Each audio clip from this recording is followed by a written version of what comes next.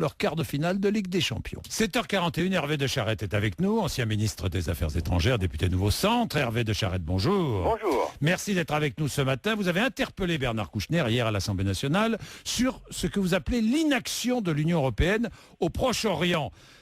Quelle inaction, Hervé de Charette?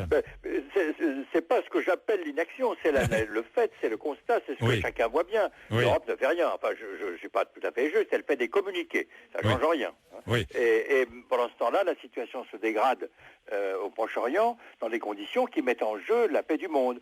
Et vous voyez bien que cette situation est provoquée parce que, pour beaucoup de raisons, mais pour l'instant, la raison qui domine, c'est le fait que le gouvernement israélien actuel, à la différence de nombreux de ses prédécesseurs, en fait ne veut pas négocier. Il veut maintenir la situation actuelle, continuer de construire des logements à Jérusalem-Est, continuer de développer les colonies en Cisjordanie, continuer d'imposer le blocus à Gaza. Bref, tout ceci a créé des tensions et une situation extrêmement dangereuse pour l'avenir. Vous dites, je vous cite, le gouvernement israélien décide de construire 1600 nouveaux logements dans la partie arabe de Jérusalem. Que fait l'Europe? Rien. La malheureuse population de Gaza est enfermée dans une vaste prison à ciel ouvert.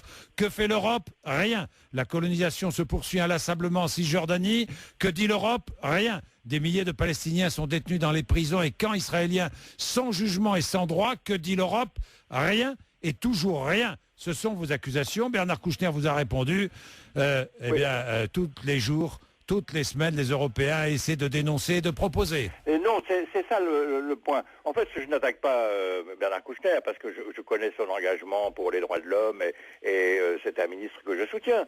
Simplement, en fait, l'Europe qui est divisée, qui est affaiblie, qui, au fond, sur ce sujet absolument majeur, s'est pratiquement retirée.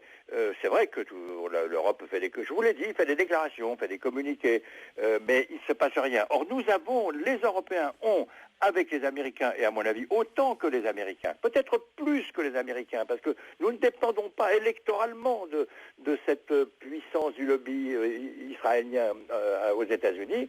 Nous avons les moyens de faire entendre notre voix. Mais là, comme ailleurs, quand l'Europe n'a pas de volonté, il ne se passe rien. Il faut vouloir pour que ça change. Merci Hervé de Charette. Merci à vous.